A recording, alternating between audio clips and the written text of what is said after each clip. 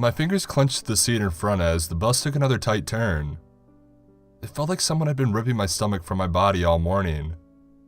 I figured someone must have forgotten to send the memo to the driver. A school bus filled with students would be wisely considered as carrying valuable merchandise. I glanced over to Tom sitting next to me. To no surprise, he was doing a better job of maintaining composure than I was.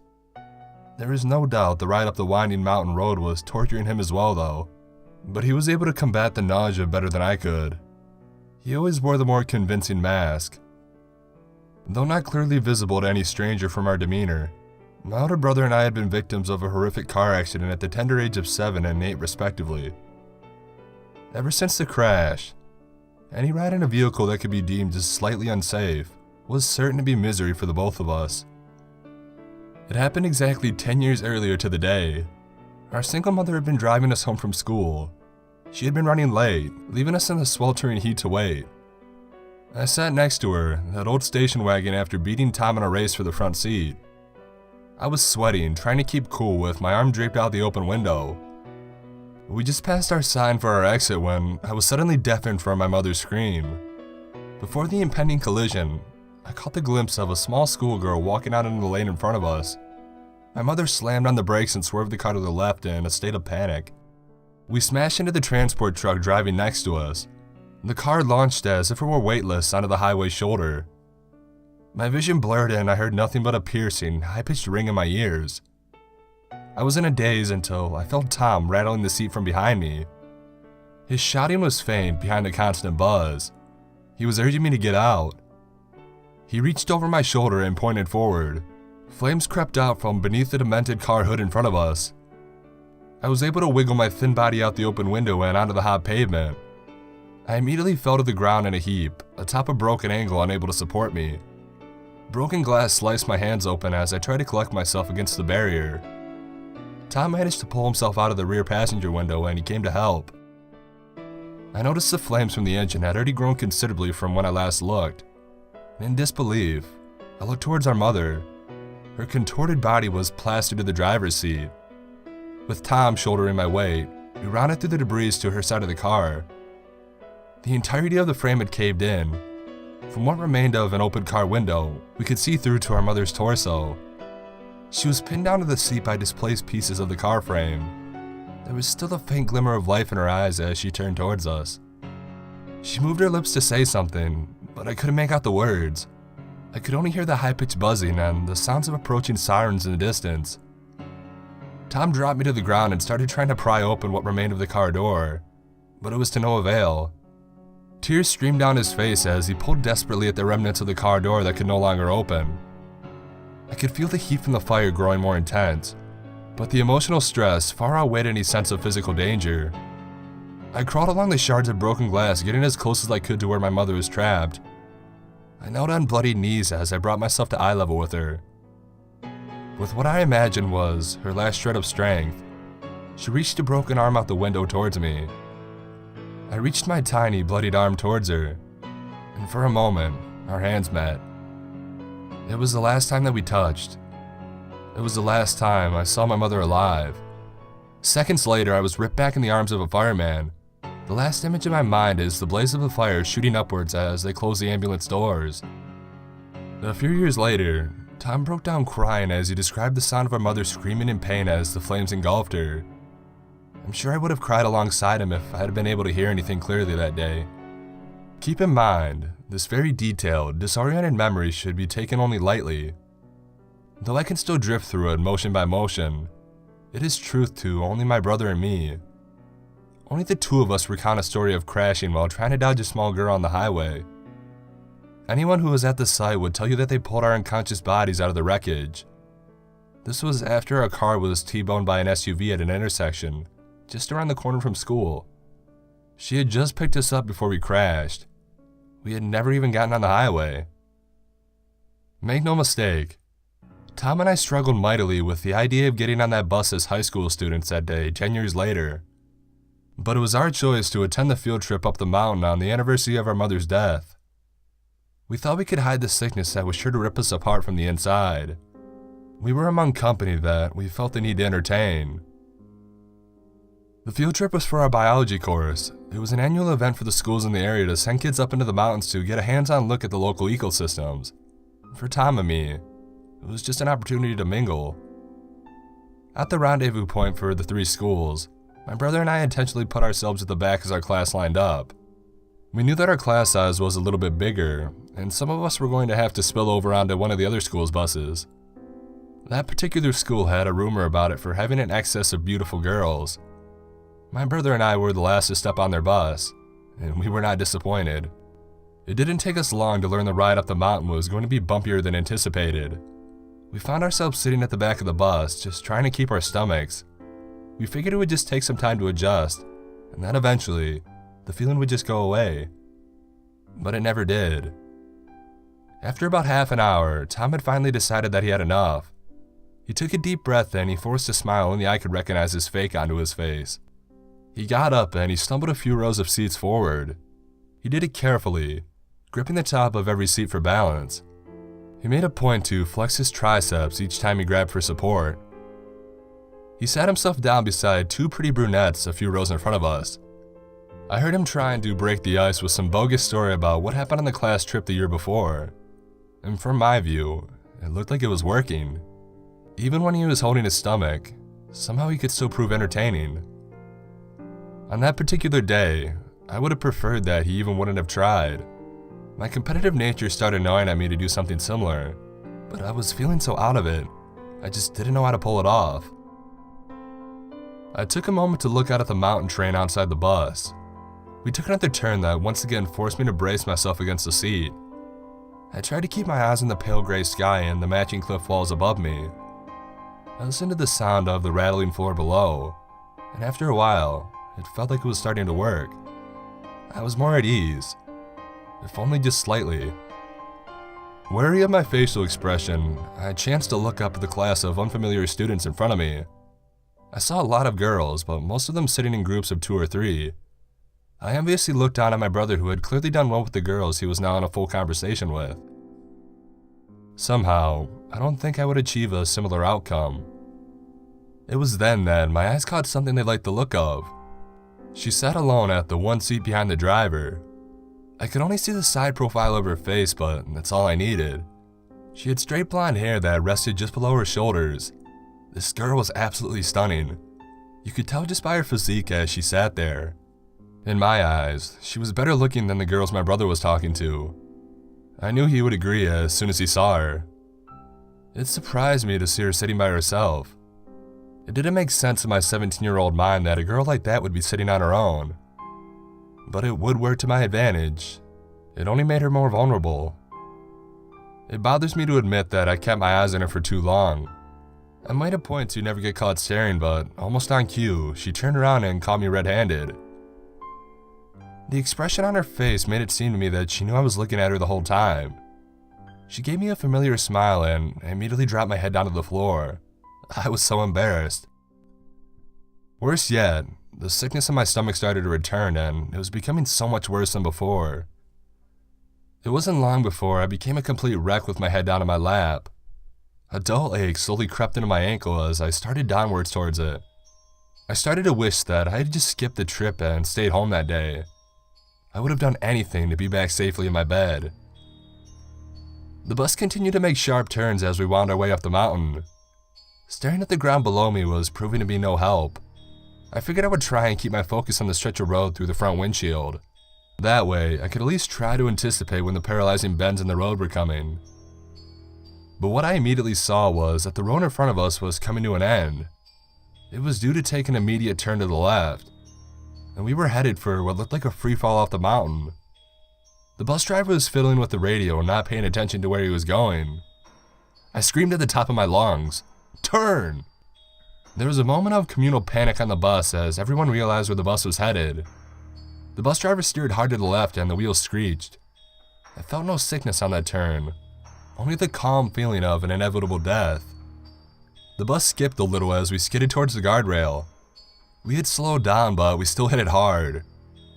The rusted barrier bent, but somehow it didn't break. It stretched back and the bus went partially over the edge. I was sure that the wheel beneath me had no ground below it. The bus swayed gently from a gust of wind that passed us by. I looked down to see a perfectly still lake that looked to be 50 or so feet below us. I couldn't believe that we hadn't fallen. The driver cautiously applied his foot on the gas, but some miracle, the left wheel still had enough traction on the road. Slowly, the bus crept forward until all the wheels were on solid land. I continued to feel no sense of sickness or fear as we got back on the road. I couldn't feel anything at all. We stopped at a rest area a few kilometers down the road. The other class teacher was in a shouty match with the bus driver. He was refusing to let us continue to our destination. He wanted another bus to come up and bring us back down the mountain, and all students were in agreement. I decided it was best to sit alone on a picnic table farthest from everyone. I wasn't in the mood for talking. I felt scattered raindrops land on the top of my head, but it was no bother. That numb feeling I had experienced as we headed off the edge of the mountain was still in control. If you asked me before how nearly dying in a second vehicle accident would make me feel, I would not have guessed that I would feel nothing. My body was shaking slightly, but my mind was strangely alright. It was like my body knew I had nearly died, but my brain was unaware. Tom was standing and talking with the two girls he had sat with on the bus. He had his arm draped over one of them, deep in conversation. His tone was soft and reassuring. Even that came as a surprise to me. I was trying to figure out how he was feeling after the crash, and I couldn't understand how he was still focused on pursuing those girls. I was officially having none of it at that point. I just wanted to leave. Along with the majority of the students lounging on the rest area, I had no interest in getting back on that bus with the same driver. I would have walked back down if I had to. That blonde girl who I had seen earlier was leaning against the side of the bus. Once again, she was by herself. Much to my surprise, when I looked over in her direction, I met her gaze. It was me who had caught her staring the second time. The difference was that instead of cowering down or looking away, she kept her eyes locked on mine. With no hesitation, she started to walk over towards me. There was nothing visibly distraught about her demeanor. She had the same calm smile that she had flashed me on the bus ride earlier. I tried to keep my legs from trembling as she came to sit down beside me. "Did you think we were going to die?" she asked. That was hardly the introduction I was expecting. I tried not to sound surprised as I answered. "For a minute, yeah, but it's not that big of a deal. We weren't that high up from the lake. We might have even survived the fall." "I knew we were going to die," she said. "Have you ever been in a car accident before?" I would have much preferred to talk to her about something else. Talking about my previous car accident experience was the last thing I wanted to set my mind onto.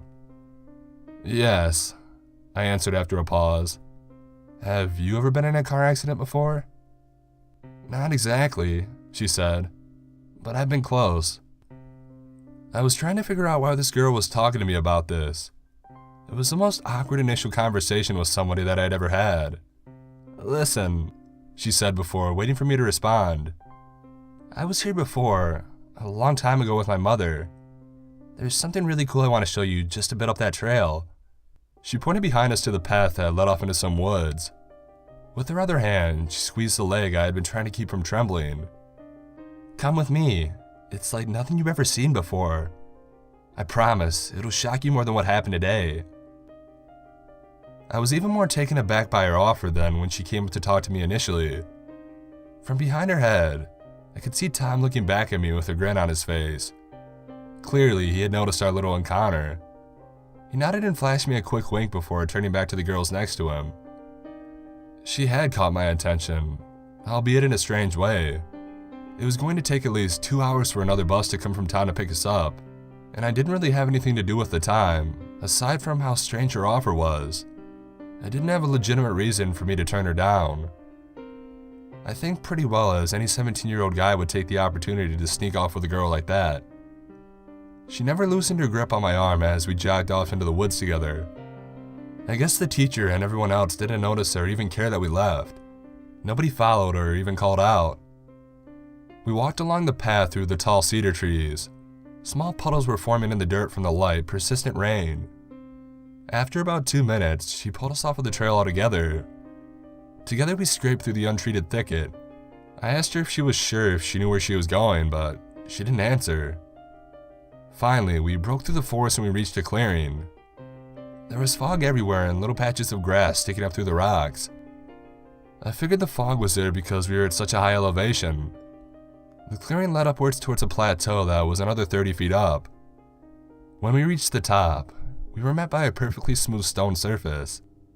Right in the middle stood an old picnic bench. Who put it there and why they did it is still a mystery to me. She finally let go of my arm and moved calmly towards the bench. She took a seat on the far end and beckoned me to join her with a gesture of the hand. I nervously approached and I sat down across from her. The fog was so thick on the landing you could hardly even see more than a few feet off the cliff. Given how high we were up, I imagined that the drop-off was enormous. Had I been in a normal state, I would have surely felt some sense of vertigo. "Do you want to be here?" she asked me. She raised her arms up and rested her elbows on the table. Her palms were open towards me. "What?" "Do you want to be here?" she repeated. I guess." "Put your hands against mine," she said. "I'm going to show you something." I paused before looking her in the eye. I realized that I hadn't even gotten her name yet.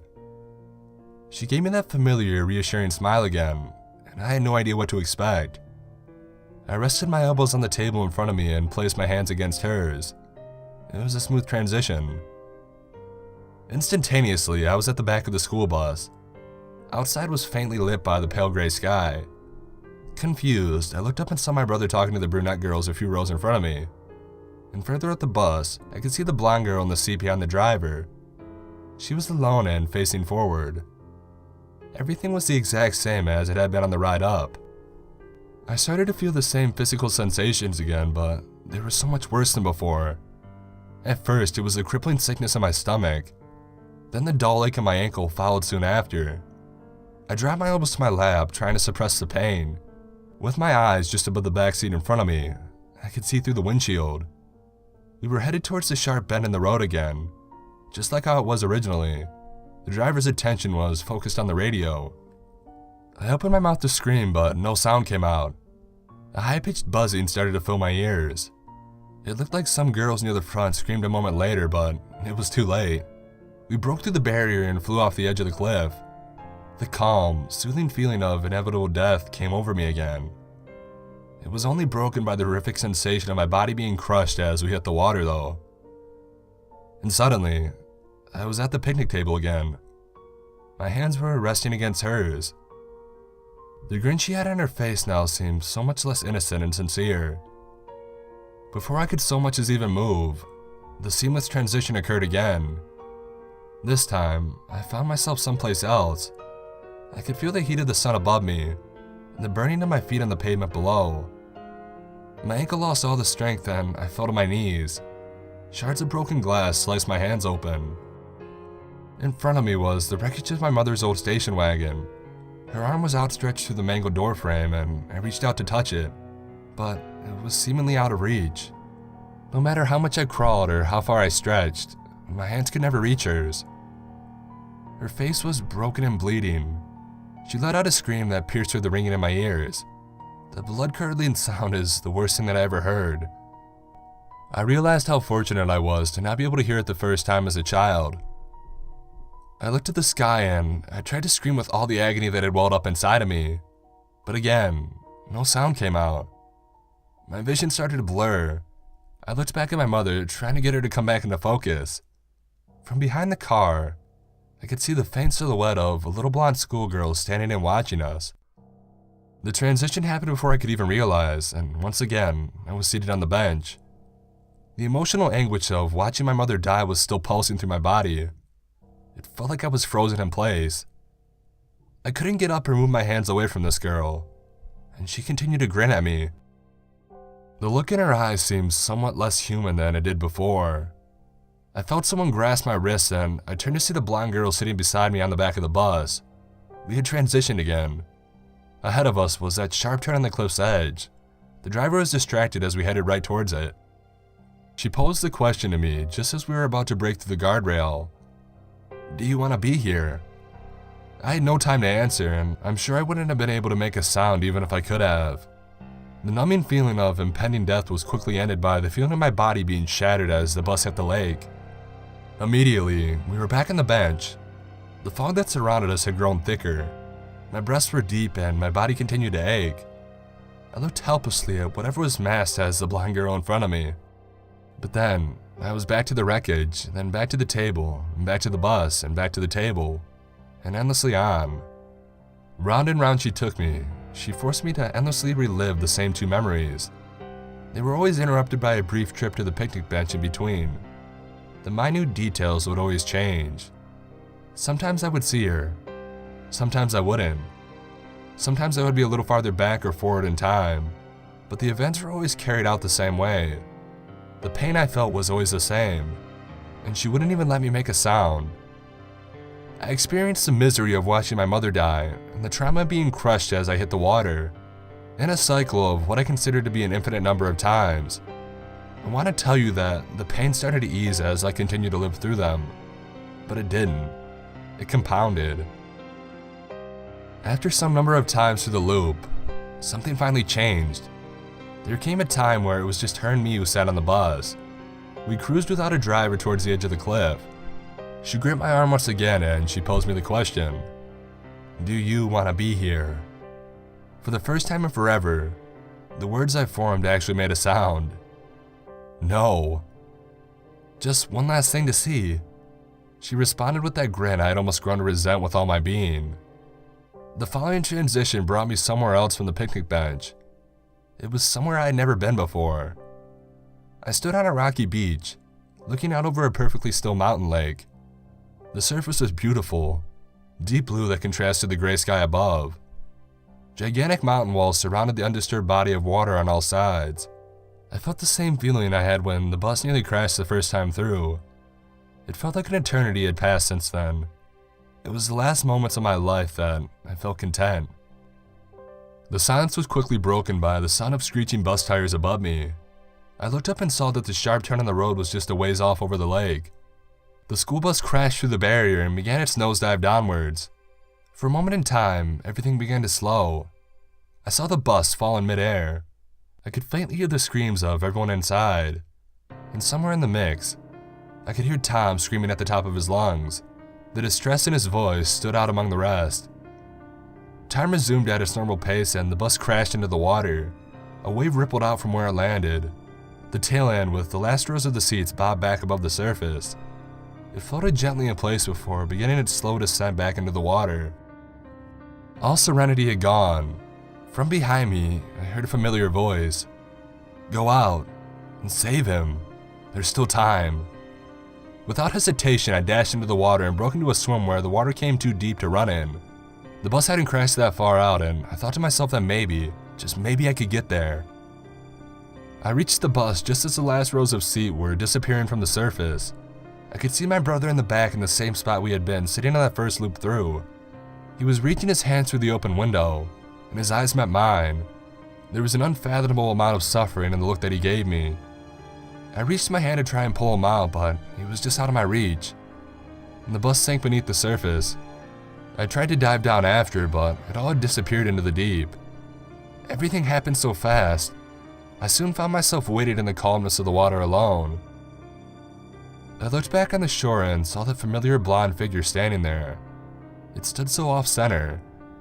The way it leaned did not resemble anything that could be considered human. I closed my eyes and meant to scream something back at whatever that was standing on the shore. But I was met with the familiar frustration of not being able to make a sound. When I opened my eyes, I was at home in bed. Below me, I could hear my foster mother crying. I flew out of bed and ran down the stairs to see her. She couldn't even look at me in the eyes as the words left her mouth. "The bus that Tom was on crashed. They hit a lake. They can't find anyone." There was no logical aftermath or reasoning to what actually took place that day. In whatever version of reality that I find myself in now, I never got on the bus that day. I never even went to school. Instead, I had faked feeling ill and I stayed home in bed. Knowing a trip up the mountain would make me more nauseous, I had decided not to go.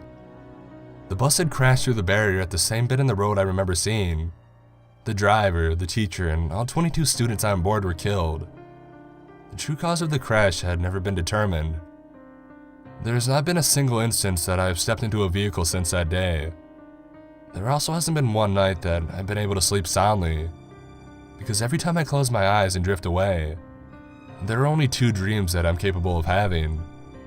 Every night, I'm forced to relive crashing with the bus into the water, or the watching of my mother's death. Though I can remember the sequence, the pain and emotions perfectly, apparently none of it ever happened. Not in this timeline, at least.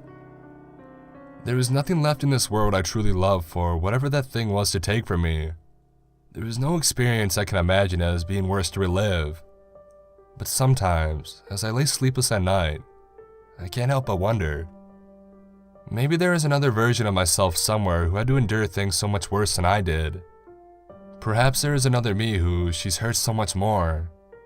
However, I am sure of this. I don't want to be here.